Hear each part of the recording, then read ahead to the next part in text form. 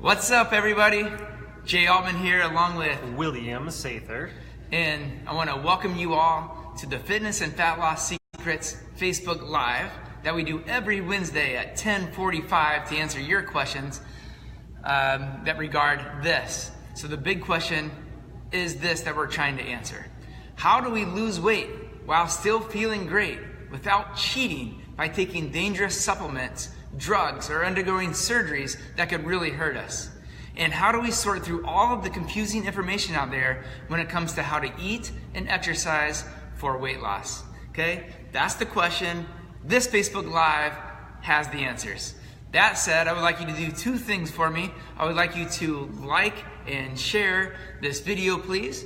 And I would also like for you in the comment sections below to ask me your questions so that we can address whatever problem is going on specifically for you. Okay? And whatever problem's going on for you, we want to fix that for you and get you the answers that you need so that you can move forward on your weight loss journey. Okay? That said, William's going to go over the kind of what we're going to do today. The structure. Of it. So what we're going to be doing today is we're going to be doing it 5 questions in 5 minutes. It's going to be kind of quickly trying to get Jay's knowledge condensed. See what we got today for that. And then after that, we're going to be doing some movements, some common movements that we see at our gym that some form can be enhanced.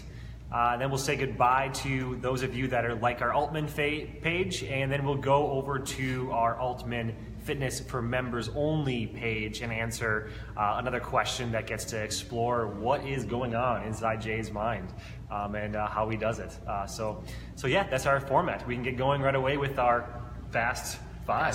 Hi, Kelly. Awesome. All right. So question number 1 is, how much extra time does it take to be healthy? Zero extra time. You're gonna spend time doing healthy habits or spend time doing unhealthy habits. So it's just trading one habit that's currently there for another habit that's desired to be there. So no extra time, I would say. Okay, that's like one of the most common things that I hear people say, and that's 0 time sounds good. Yeah, that was okay.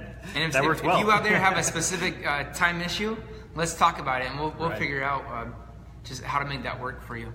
Awesome, well said. What can someone do right now to feel better with movement? You have 30 seconds. What can do right now to feel better? Stand up and start squatting up and down. So if you are like right now, so let's do this together. We have 30 seconds. So let's just start nice and easy, but hands out and dip down. 30 seconds. Just like this. I'll give you the side view. And so your butt goes back. Just like this. 30 seconds. This is going to get your blood going. It's going to do about as much for you as a cup of coffee would do. Doing this right here. Just up and down. Up and down. Okay?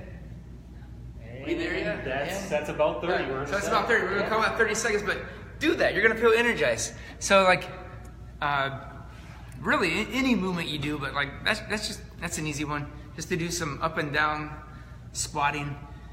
The faster you go, the higher your heart rate's going to get up, but like just start slow.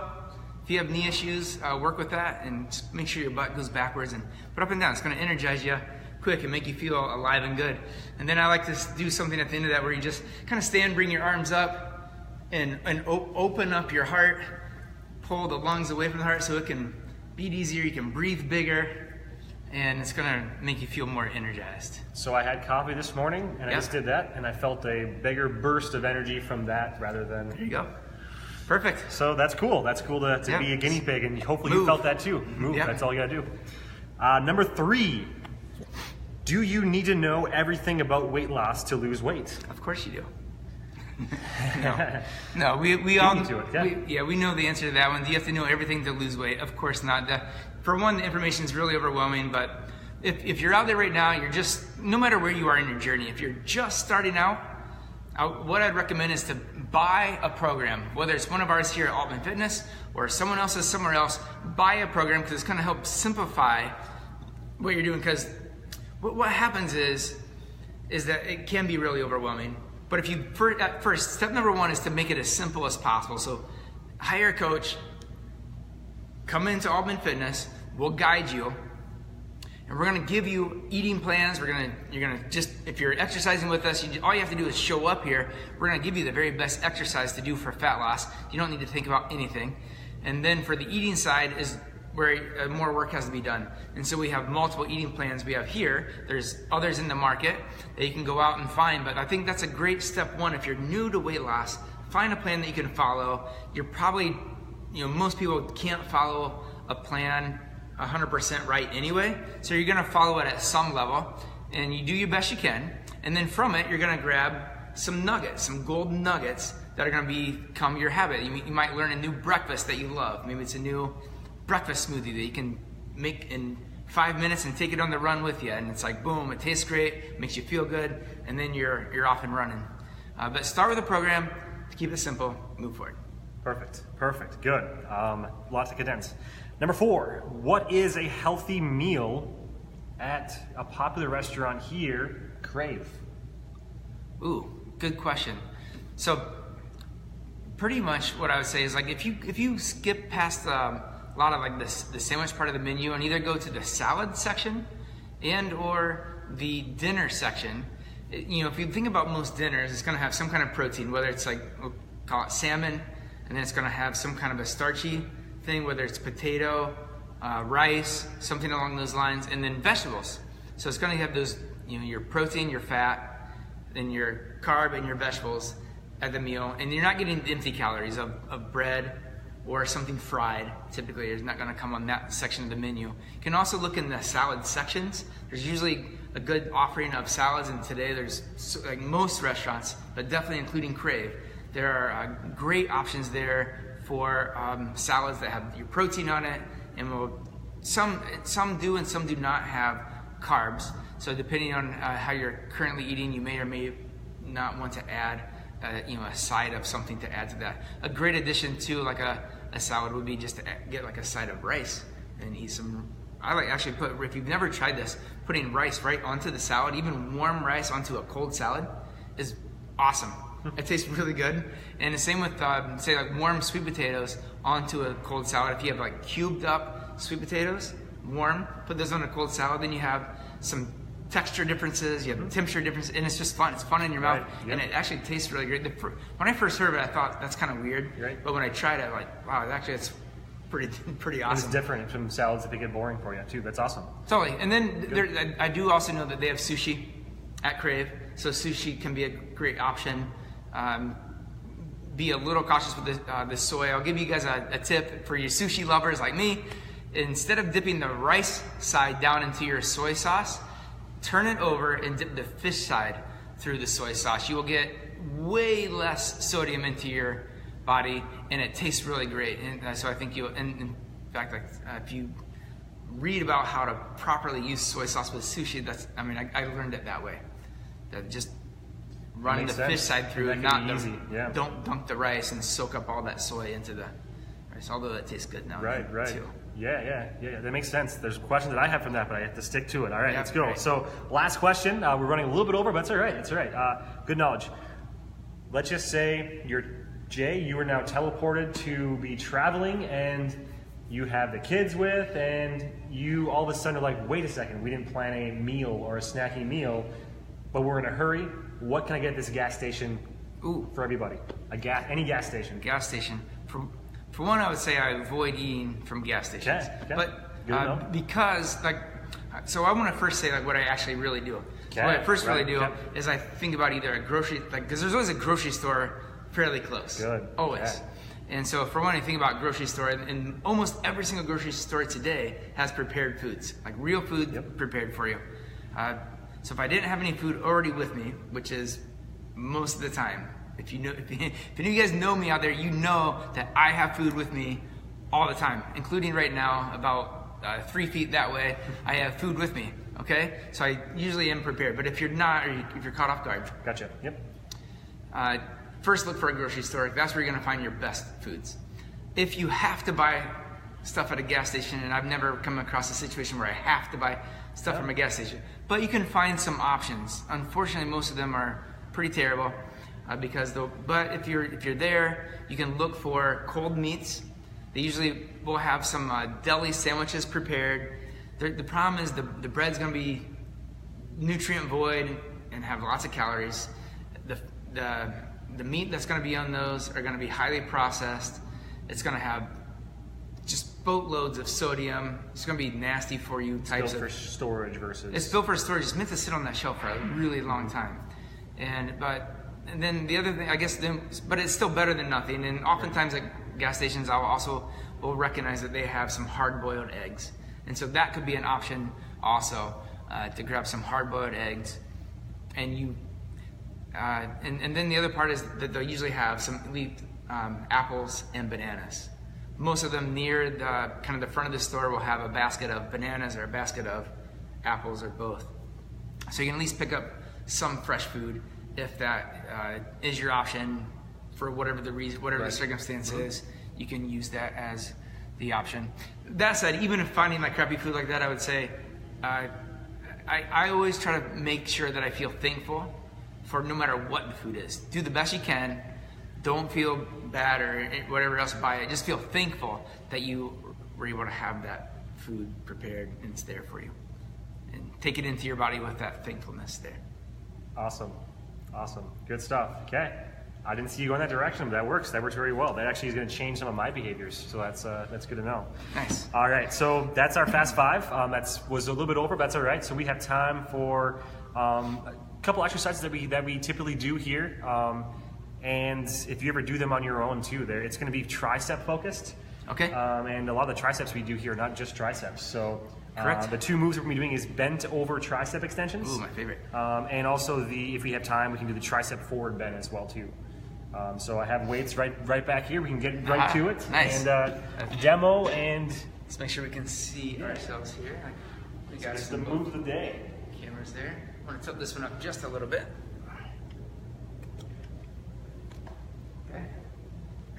So when you start with the tricep kickbacks? Yes. Okay, so with the tricep kickback, so again the tricep is the muscle in the back of your arm, right back here, so this part of the arm right here. And so starting in your good posture with a nice flat back, you're gonna hinge right at the waist, keeping that chest up, the belly tight, and you're gonna try to get from your shoulder to your hip parallel to the floor. That's step number one. So see if you can keep bending forward, as long as the back stays flat, keep bending forward, to there. So you can see this right here is it's not quite parallel to the floor, but pretty good. But what's awesome here is William has a nice neutral spine, not rounding out in the low back. So this is the place to start. Then the next thing is elbows draw up. You can really draw them up, squeeze the shoulders back. And then from there, those stay in place. And then you simply push the elbows back, or the hands backwards, keeping the elbows locked in place. Just like that. The only other tip I can is just head down a little bit. So what I'm looking for here is that this is all in neutral. So we have one neutral spine, even down just a bit more at the head, right there. So this is one flat neutral spine, cervical spine, thoracic spine, and lumbar spine are all flat while you're working. That's why it's a fantastic way to work the triceps, because you are not only working the triceps, you're also getting a core workout. You are getting a stretch into the hamstring through the glute. And if you're doing this properly, you're keeping your abs tight the entire time, the support around your back.